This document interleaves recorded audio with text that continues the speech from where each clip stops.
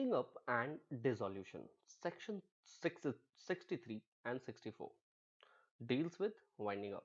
बेटा जी, सेक्शन 63 क्या बोलता है?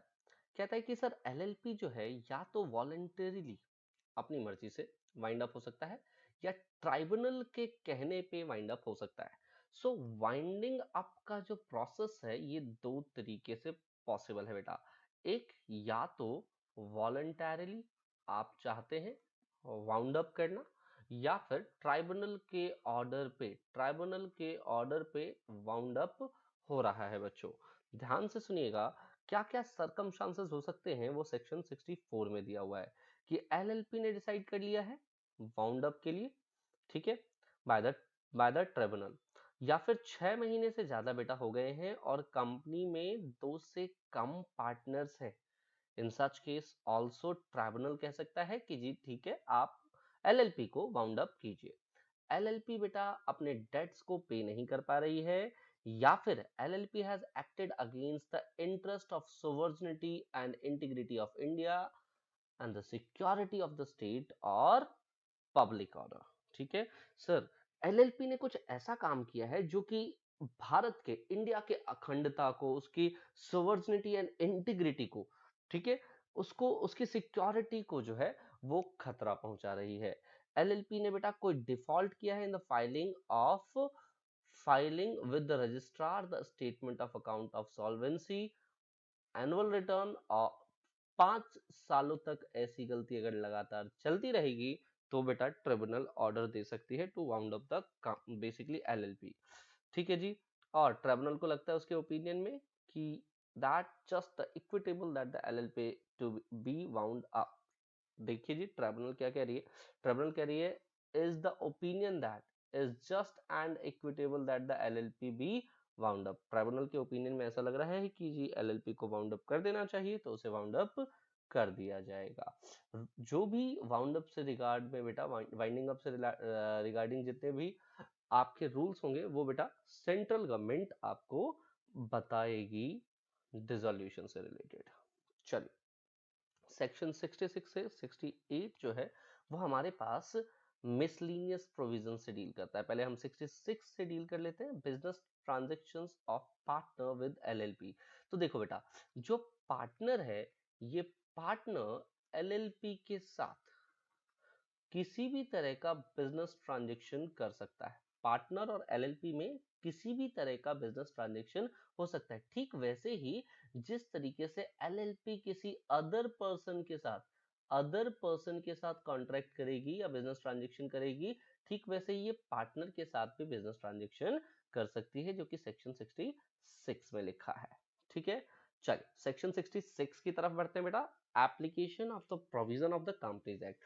देखिए, अगर हम कहें तो सर सेंट्रल गवर्नमेंट नोटिफाई कर सकती है ऑफिशियल गैजेट के अंदर कि कंपनीज एक्ट, अभी क्या है बेटा 2013, कंपनीज एक्ट क्या है 2013 एप्लीकेबल हो जाएगा एलएलपी पे। जितना भी वो एप्लीकेबल करना चाहती है मॉडिफिकेशन के साथ। ठीक है, अगर इस तरह का कोई भी इन फ्यूचर बेटा, इस तरह का कोई भी सेंट्रल गवर्नमेंट की तरफ से रूल आता है तो बेटा उसको हाउस ऑफ पार्लियामेंट में रखना पड़ेगा 30 दिनों के अंदर अंदर। ठीक है, जो ऑन वन सक्सेशन और इन 2 और मोर सक्सेसिव सेशन में इसको रखना पड़ेगा। और बेटा जी याद रखिएगा कि वहां पर इसके ऊपर जो हाउस है वहां एग्रीड होंगे, तो ये कंपनीज एक्ट जो है एलएलपी के ऊपर लागू हो जाएगी बेटा। चलो, इलेक्ट्रॉनिक फाइलिंग की बात कर लेते हैं डॉक्यूमेंट की। सो यहाँ लिखा है कि जो देखो, फाइल और record document required to be filed और रिकॉर्ड और registered under this act, filed, recorded और registered in such a manner जैसा कि प्रिस्क्राइब किया गया है। इलेक्ट्रॉनिकली फाइल किया जाएगा रजिस्ट्रार के पास, डिजिटल सिग्नेचर होना चाहिए according to the technology act 2013। बेटा जो भी इंफॉर्मेशन रजिस्ट्रार के पास जाएगा उस पे डिजिटल सिग्नेचर के साथ साथ, याद रखिएगा बेटा, डिजिटल सिग्नेचर के साथ साथ जो है ये एक एविडेंस प्रिज्यूम कर लिया जाता है, इसे एक एविडेंस प्रिज्यूम कर लिया जाएगा। ओके सर, अच्छा सर, एक इंपॉर्टेंट चीज समझिए, सेक्शन 69 क्या कह रही है कि अगर कोई भी डॉक्यूमेंट हो गया, कोई भी बेटा रिटर्न हो गया जो कि फाइल किया जाना है टू आरओसी, किसको फाइल किया जाना है? To ROC.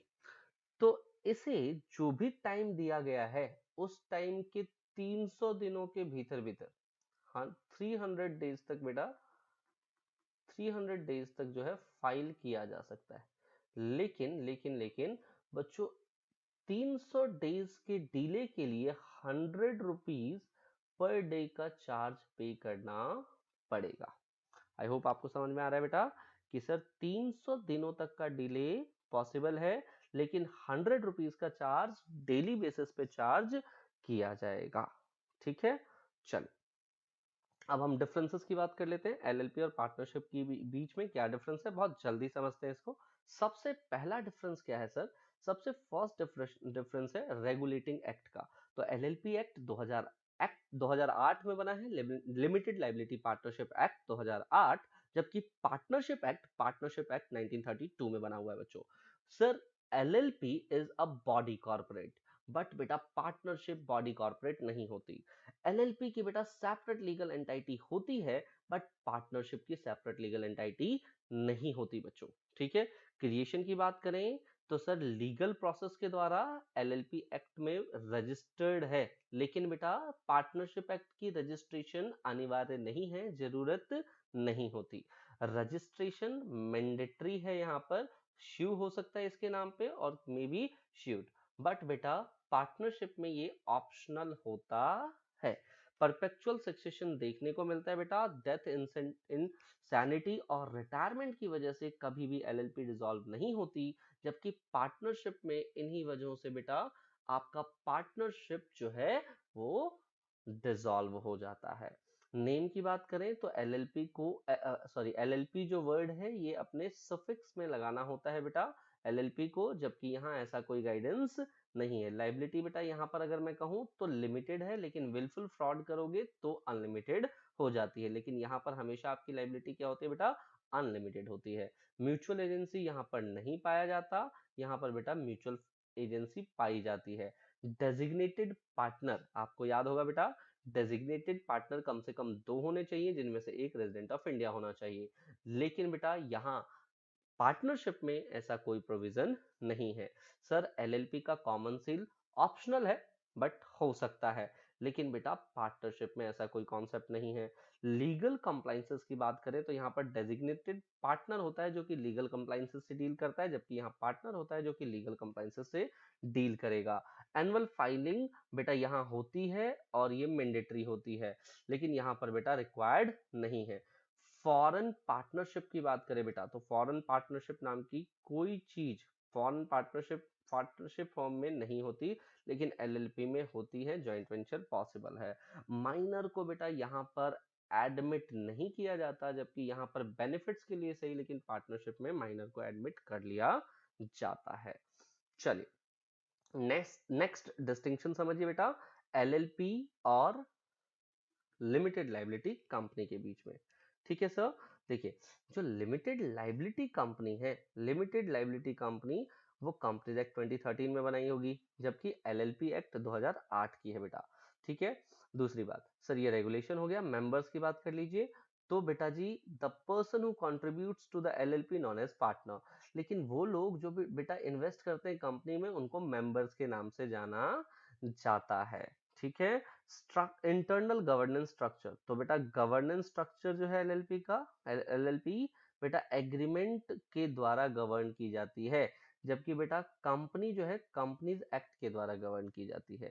सर इसको अपने नाम के बाद एलएलपी वर्ड सफिक्स के तौर पे लगाना होता है, जबकि अगर कंपनी प्राइवेट कंपनी है तो प्राइवेट लिमिटेड वर्ड लगाएगी, और अगर पब्लिक कंपनी है तो लिमिटेड वर्ड लगाएगी। नंबर ऑफ मेंबर्स में हम कहते हैं मिनिमम 2, मैक्सिमम की लिमिट नहीं है, लेकिन प्राइवेट कंपनी में मिनिमम 2 मैक्सिमम 200, और पब्लिक कंपनी में मिनिमम 7 और मैक्सिमम बेटा यहाँ पर भी कोई लिमिट नहीं होती।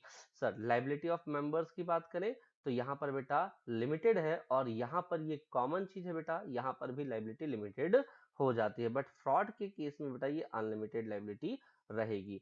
मैनेजमेंट की बात करें तो बेटा पार्टनर्स और डेजिग्नेटेड पार्टनर्स जो है मैनेज करते हैं, जबकि यहाँ बोर्ड ऑफ डायरेक्टर्स मैनेज करते हैं। अगर हम डायरेक्टर या डेजिग्नेटेड पार्टनर की बात करें, कम से कम यहाँ 2 होने चाहिए, याद होगा आपको, जिनमें से एक जो है वो बेटा रेजिडेंट ऑफ इंडिया होना चाहिए। जबकि बेटा प्राइवेट कंपनी में कम से कम 2 पार्टनर, ज्यादा सॉरी पब्लिक कंपनी में कम से कम 3, और मैक्सिमम बेटा दोनों ही कंपनी के अंदर 15 हो सकते हैं। चलिए, तो इसके साथ आपका एलएलपी एक्ट खत्म होता है बेटा।